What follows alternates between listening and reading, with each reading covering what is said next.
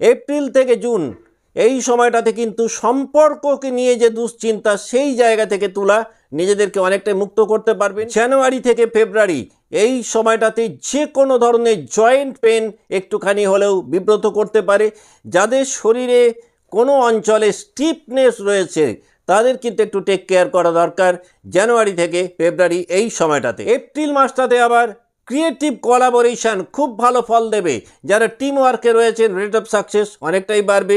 May June এই সময়টাতে কিন্তু তুলার ওয়ার্কলোড বাড়তে পারে, তবে এই সময়টাতে তুলার জাতক বা জাতিকাদের নেম ফেম রেপুটেশন বা রেকগনিশন কিন্তু অনেকটাই বাড়বে। মার্চ এপ্রিল এই সময়টাতে হঠাৎ করে কোনো অর্থপ্রাপ্তি ঘটতে পারে। যারা দীর্ঘদিন ধরে কোনো অর্থ কিছুতেই রিকভার করতে পারছিলেন না, সেই মানি রিকভারির জন্য এই সময়টা কিন্তু বেশ শুভ। জানুয়ারি থেকে মার্চ মাসের মধ্যে শিক্ষা জীবনে তুলার জাতক বা জাতিকাদের আমরা একটা খুব ভালো নলেজ ডেভেলপমেন্ট দেখতে পাবো। প্রেম জীবনে একটা ওপেন ডিসকাশনের প্রয়োজনীয়তা তৈরি হতে পারে প্রেম জীবনটাকে একটা ভালো জায়গায় নিয়ে যাওয়ার ক্ষেত্রে। জুলাই থেকে সেপ্টেম্বর এই সময়টাতে দেখবেন বড়দের শরীর স্বাস্থ্যের কারণে কিছুটা অর্থ ব্যয় বা দুশ্চিন্তা তৈরি হতে পারে।